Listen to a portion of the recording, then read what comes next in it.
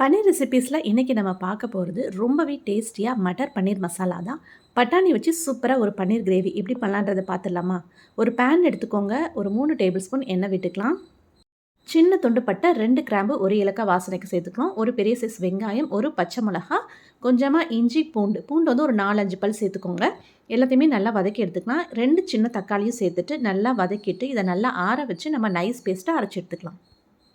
இப்போ அதே பேன் ஸ்டவ்வில் வச்சுட்டு ஒரு 2 டேபிள் ஸ்பூன் பட்டர் ஆட் பண்ணிக்கலாம். ஒரு 1/2 ஸ்பூன் ஜீரகம் சேர்த்துட்டு பாதி வெங்காயத்தை சின்ன சின்னதாக கட் பண்ணி அதையும் சேர்த்துட்டு கரம் மசாலா, மிளகாத்தூள், மஞ்சத்தூள் ஆட் பண்ணிக்கோங்க. தேவையான அளவுக்கு உப்பு போட்டுட்டு பச்சை வாசனை போகிற வரைக்கும் எல்லாத்தையுமே நல்லா வதக்கி எடுத்துக்கலாம்.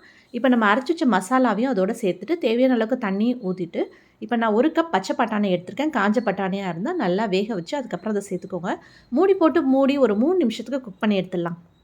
பட்டாணி நல்லா வெந்துடும். இப்போ நான் வந்து 150 கிராம் பன்னீர் வந்து ஸ்லைசஸாக கட் பண்ணி அதையும் சேர்த்துருக்கேன். இது வந்து ஒரு 1 நிமிஷம் குக் பண்ணால் போதும். ஸோ நல்லா குக் ஆனதுக்கப்புறம் நம்ம கடைசியாக கசூரி மேத்தி வந்து நல்லா க்ரஷ் பண்ணி சேர்த்துக்கோங்க. கடைசியாக ஃபைனல் டச்சுக்கு ஒரு 1/2 டேபிள் ஸ்பூன் பட்டரை ஆட் பண்ணிக்கோங்க. ஒரு 2 டேபிள் ஸ்பூன் ஃப்ரெஷ் க்ரீம் இருந்தால் அதை ஆட் பண்ணிக்கோங்க. அது ஆப்ஷனல் தான்.